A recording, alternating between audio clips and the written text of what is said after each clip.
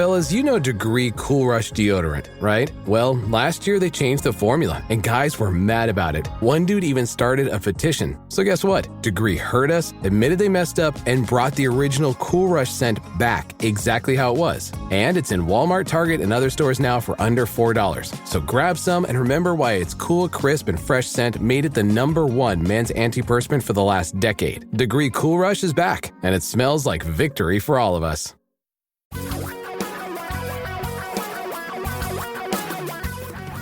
Reality radio for a really great future. We're talking real money. Welcome once again to another exciting edition of Talking Real Money, the ComboCast. I think we should come up with a new name. We should call them ComboCasts. This is a podcast. This is a video cast. Therefore, it is a ComboCast. Hello, everyone. I'm Don McDonald, and I have some sad news. Sad news for you. I heard earlier today when we recorded this, which is on Tuesday, the 8th of March, I heard some bad news.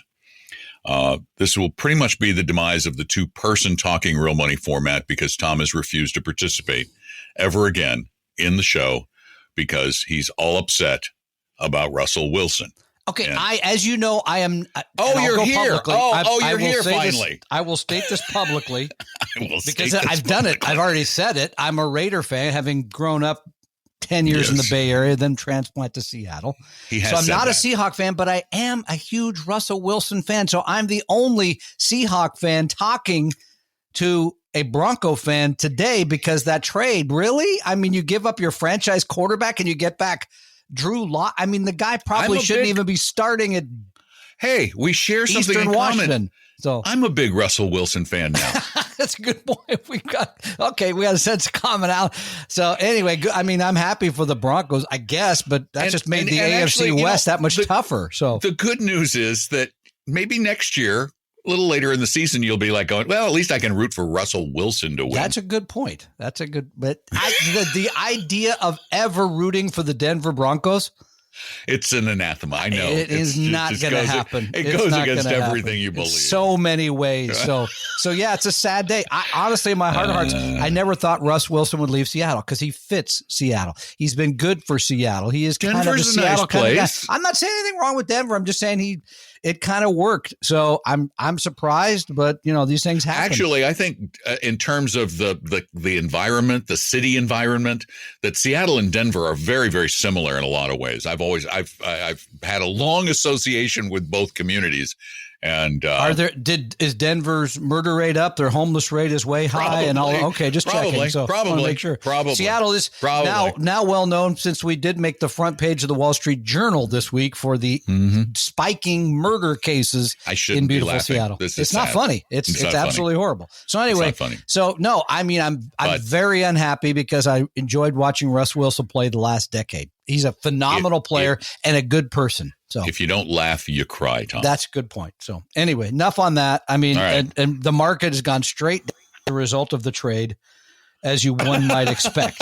I mean, this is news, unexpected news. No, it's way up. But I mean, it's unexpected news. Is it way up today on Tuesday when we're recording this? It is. But for the moment, it's been zigzagging all around. Who knows? Yeah, exactly. I was on Northwest News Radio this morning. That's right. You were. How'd that go? And it went fine. But one of the questions was, well, what do you think of this market volatility? And I go, the market's volatile.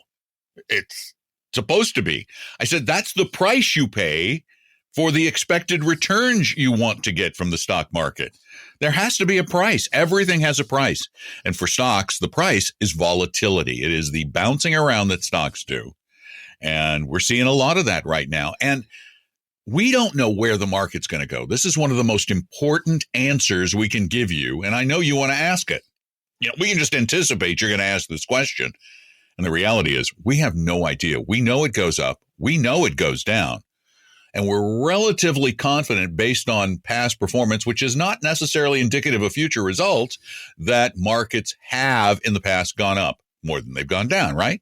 And that's true. 75% of the months it's up, about 75% of the years. But here's the thing we also know.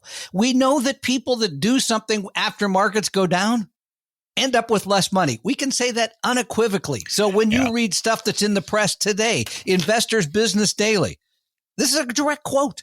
During market corrections, investors should be in cash.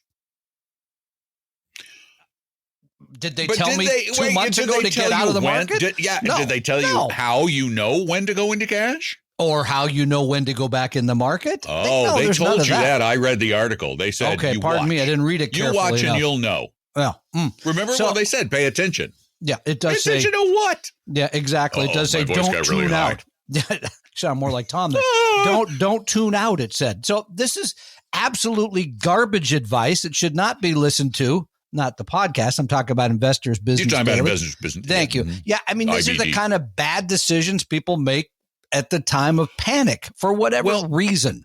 But the reality is, for example, Amanda and Greg this morning on Northwest News Radio asked the question, well, what are you telling people they should do in this scenario? And that really is the big question. Well, what should I do now? And I said, it's not what you should do. It's what you should have done. And that gets to the bottom line of most financial decisions, money decisions, investing decisions. We know this because so many people have called us and asked us this for decades. And the number one question always is, what do I do with my money now? When that is the absolute wrong question to ask. Because if you had a plan, right? If you did the dour and dreary, as this article calls it, financial planning, boring. Wait a minute. They called it dour and dreary? They did. And I went to school with those two sisters, but I mean, it's a whole other thing. But they talk about that you got to have a plan. You got to have a vision of financial success. Because if you have none of that, if you have no railway, if you have nothing to keep you on the tracks, then you do wake up and say, I should be doing something now. And this is the part of the bigger part of the problem, Don, because we see this all the time. No different than what today. Of what should that plan consist? Well, I mean, this is always the question, right? Depends on where you are in your life. Depends on where you are with your finances. Because if you're 21, 22, just starting your first job, well, then it should consist of short-term money and long-term money, right? Short-term maybe for a house or housing of some kind, longer-term money for retirement. If you're in your middle ages, then you probably already have that house. You got to ramp up your retirement spending. Maybe you got to set something aside for your kids' college. And then at the end of your life, I'd say over 50, you've got to have a retirement plan. You got to know, here's how much income I'm going to need in retirement. How am I going to finance that? Most people do not. And they wait until the last moment to come up with that plan, or something happens in their life. Seeing this up close and personal with my brother, who I love dearly, who's now going to be facing a very difficult decision in the next couple of days about whether to take an early retirement payout from his employer or not. And he says he's emotionally comfortable with either direction. That's good, because financially it's going to be harder on him, I think, than he realizes.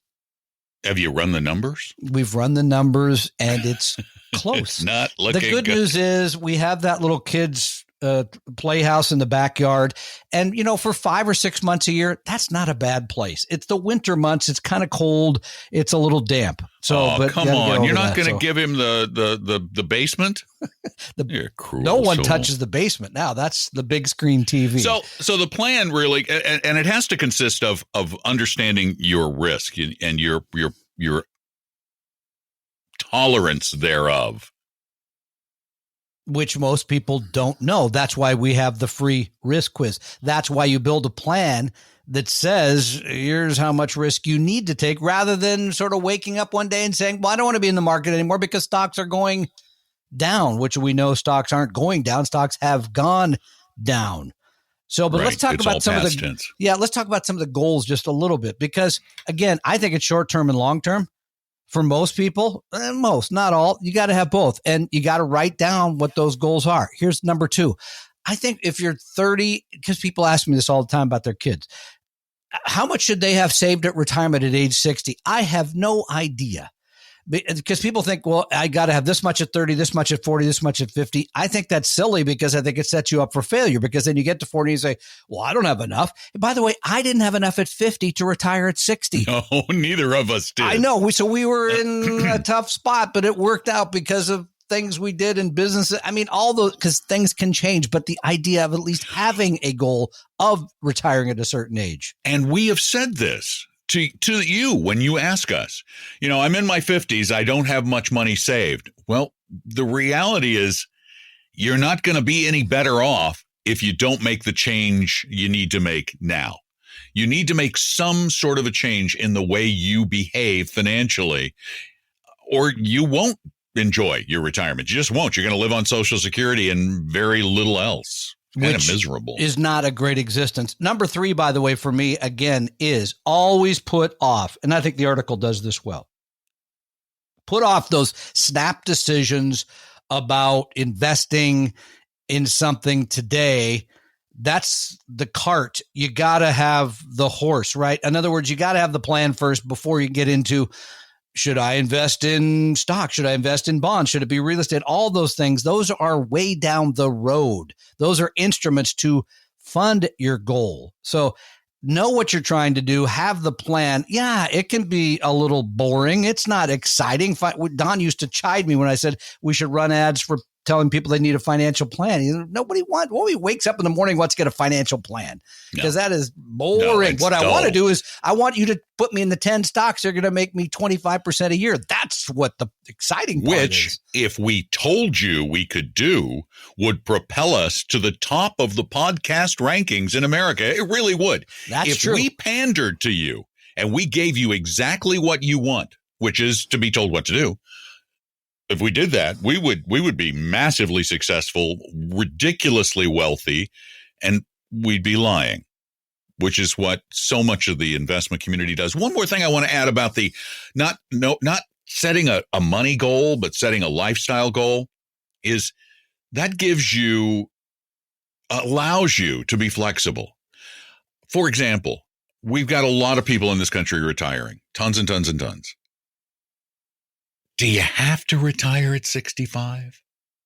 Do you? Well, and as you point out, do you have a purpose after you retire? Because that's another thing. We know, for example, and this is morbid, but we know the suicide rate of men in their 70s is the highest suicide rate of any age in America. I mean, it's horrible because people get a lot of times after they quit. What is your purpose? You're not supplying the bread anymore. You already did that. That's been set aside. What is your purpose in life? So you got to find that. You got to know that before retirement. And we're in a different age now, too, that if you didn't meet your retirement goals, you're not to the amount of money you want.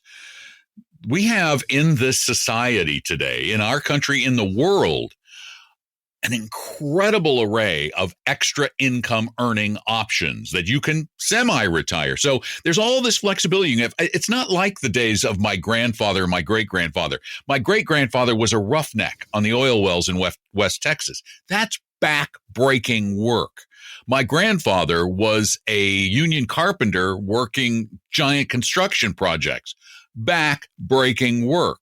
I know there's still a number of people who do that, but in the United States today, the vast majority of jobs are service-oriented jobs, are brain jobs, and while they may be mentally draining, they're not as physically debilitating. So keep your options open. There's a lot of flexibility there. Number 2, if you're trying to sort of close the gap between retirement and Medicare, there's a lot of those part-time jobs that have healthcare benefits, which is really important because that's a major part of retirement funding that often people forget about. So that's a very good point, Don. But again, I think for most people, they get excited because they have some money.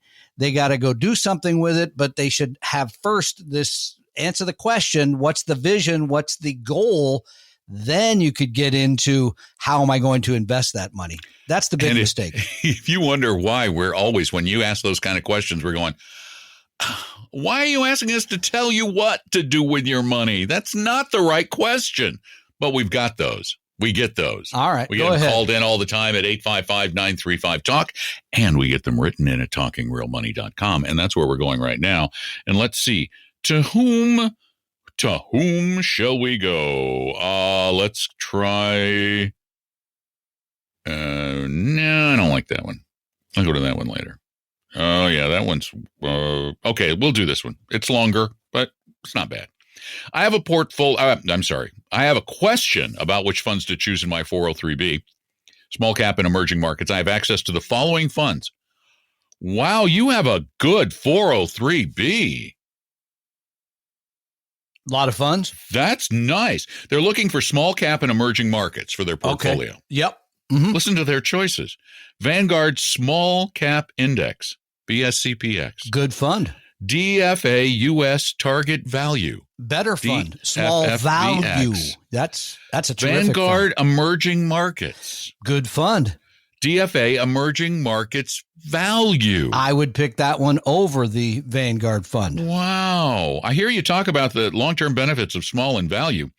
Given the higher fees of DFA, and they are substantially higher, by the way, the DFA Target Value Fund is 33 basis points, 0.3%. Yep. The Vanguard is 0.1%, 10 basis points. Okay.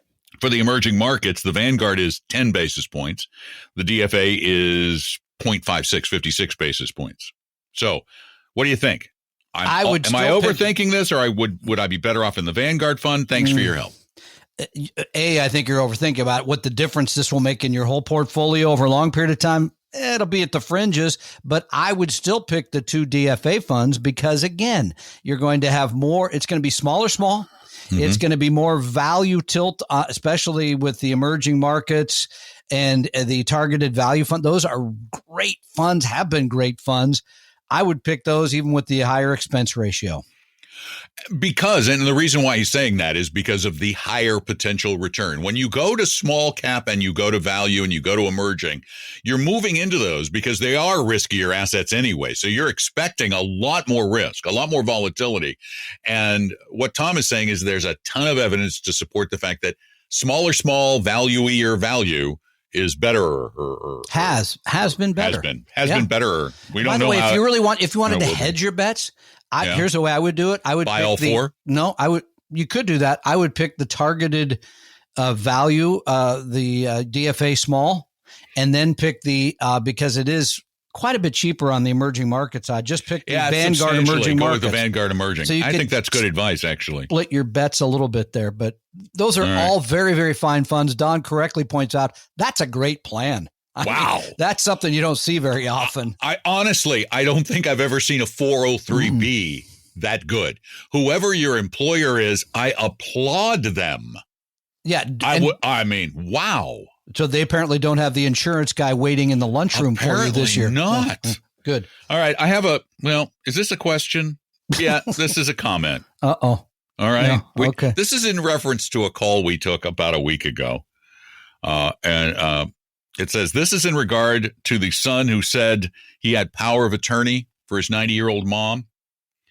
I'll take him at his word and believe that 1, his mother's 90. 2, all expenses are covered. And 3, the $100,000 or so she had isn't really needed. I kind of vaguely remember this call or this question. I think it was a written in one. I don't know if it was written or a call. They blur together. My advice, ready? Here's his advice. My advice would have been to tell the mother to go on vacation. Maybe a new car or a new stove. Go out and have a blast. She should enjoy her rewards. Shameful that you basically told the son to keep the money safe so he could eventually inherit it after his dead mother is discovered in the cellar. Did we say that? I don't remember anything about a mom in a cellar, but I will say this about that. Here's the thing. We know as people get older, we're among them. Yeah. They tend to get a little more conservative about many things, including their money. And number 2, we know people in their 90s, they face this thing for the most part called the Great Depression, which made them even more conservative about their money. My own mother, God bless her, I used to beg her to spend her money. And honestly, towards the end of her life, I couldn't get her to buy a new toaster. I was like, Mom, you can afford. No, can't afford it. Okay. So my guess is in this case, son aside, it would have been hard to get the mom to go buy. I mean, I don't know, a 90-year-old should be buying a new car anyway. No offense to you 90-year-olds who are great drivers. Good point. Good point. Unless it's self-driving. Self-driving. So don't call me and get all mad. I'm 93 and I drive. Okay, great. Don't drive in my neighborhood. But and the trip thing, a lot of 90-year-olds don't like to go on trips either. Just saying. So I got to tell you, my mom is 80. My mom is 85. And she won't even travel down here to Florida. She's just traveling is uncomfortable for her. Right. It scares her. Mm-hmm. So I'd rather just stay in my place. I'd rather just stay in my apartment. I know everything. Yeah. She wants for nothing. She has enough money for the rest of her life, and she's happy. So, I'm not saying, hey, Mom, don't spend your money so I can inherit it all, because no, I would like her to spend as much as she can. Sure. But, she's also thinking about the fact that I may not need it. But what if I need it? There's a lot of what ifs. And there are. I mean, and so anyway, that was back to the question. Now that I remember, that was part of the reason for our answer for that $100,000 is that, keep it for what ifs. Mm-hmm. Yeah. No, I mean, so I guess we're never suggesting just take the money and plan on it for yourself, because we do think people should spend their own money. It oftentimes is hard to get people of that age to go out and spend it on something that they may consider frivolous, car, travel, etc. I'd put it that way. If you need help with your money, you can always call us with your questions at 855-935-TALK, 24 hours a day, 7 days a week. Leave your question. Or you can send it in or speak it in at talkingrealmoney.com on the contact form. Or if you have a big one. The big question. Oh, like your entire portfolio question. You're like, okay, I got this, and I got this, and I got this, and I don't know what to do that, and I really don't know what my plan should be. Because remember, we talked about the plan thing. Well, yeah, the plan thing and the portfolio thing. For some reason, we got a lot of people this last couple of weeks who said, I want a second opinion on my portfolio. And no offense, we've looked at the portfolios. They're generally not very well balanced, and people are paying a ton of money for them. And like, well, why are you giving away 1% plus on the funds in your portfolio? Because they don't know any difference. Oh, it's hard to look at. Truly, most people do not know what we know, which is why it is so important. And I know it's hard to find somebody to give you a second opinion. And that's why many, many years ago, Tom and I decided to be the second opinion. We have fee-only fiduciary advisors who Tom has beaten into submission and forced to work for free.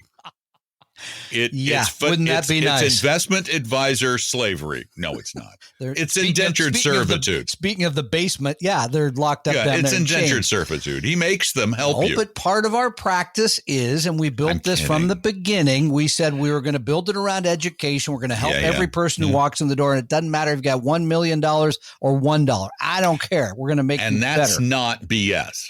That's the honest to God truth. We don't sell annuities. We don't sell commission products. We don't. We don't even charge you for the meeting. If you want to meet with us for a little while, if you want to meet with us several times, please become a client. But otherwise, and you're not going to get a pitch. You're not going to get this. And here's the nice thing. I wish I hadn't gone to that timeshare sales pitch at Vestry. On the portfolios, we have this terrific software where we put all of your stuff in there, and it tells us how diversified you are, how much risk you're taking, how much you are paying for the pleasure of owning that portfolio. Actually, it even gets into how much the distribution, how much the income, it's very sophisticated. But those are things you should know about the money that is yours. And occasionally the computer will give it to you himself. We call him Andrew, the android. That's a good point. And Andrew is, and he looks very human, but actually he looks a little too good to be human. I would agree with that. Yeah. He looks a little too good. So you know that he can't be real. Yeah. So therefore, you might meet with Andrew, the android. Oh, he's going to kick me across the room, isn't he? If he hears this, you're in big trouble. If he hears this, I'm in. Yeah. Anyway, you can go right online and make an appointment with an advisor at your time, whatever time that is. Convenience. Yeah. It's Vestry.com. Type in Andrew the Android. See what comes up. I don't want to know. That's go to Vestry.com, Vestory.com, and scroll down to the bottom of the page. Scroll down there. There. Yep, that's where it is. I see right it there. now. You see it? Okay, got it. Okay. Yep. Scroll down there, and then you can set up an appointment. You know what? I'm going to put Android video. No, don't do that. I am going to do it. I'm going to do it.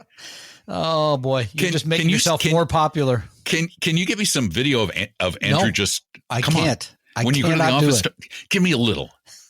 Not going to happen. And I'll make him do this. All right. Oh, not going to happen. I think we should end the video cast. I think the you're combo right. cast, as we call it. And then we'll do another for another day. Thank you all so much for being there. Tell your friends, your neighbors, your relatives, your enemies. Come on, help out your enemies. Who knows? It could change the relationship. They may go, how can we be enemies when you helped us improve our life by turning us on to Tom and Don? Thank you so much. Or not. Is the acting class helping? It's maybe. Maybe. I could see you on one of the daytime programs. What are those things called? Something. Oh, I'm sorry. I'm crying. Can you get through the rest of this or not? Thanks for being a part of our little program. God help us. Take good care of yourselves. That's Tom. I'm Don. Weeping and talking real money. We hope you realize that the information provided on Talking Real Money is for informational, educational, and hopefully enjoyable purposes only. Providing personalized financial planning or investing advice takes time, so please consult with a really good fee-only fiduciary investment, tax, or legal advisor. We know a good one. Investing must always involve risk. In other words, you can and probably will lose money at times. Also, as much as you want it, no one can accurately and consistently predict the future, so past performance doesn't tell you a darn thing about what the future will bring. Unlike many other programs that say something similar, Talking Real Money is not trying to get you to buy or sell any financial products or securities. Instead, the program is provided as a public service by Appella Capital, a fee-only registered investment advisor. Thanks for listening, and please visit TalkingRealMoney.com for more information and disclosures. Are we done now?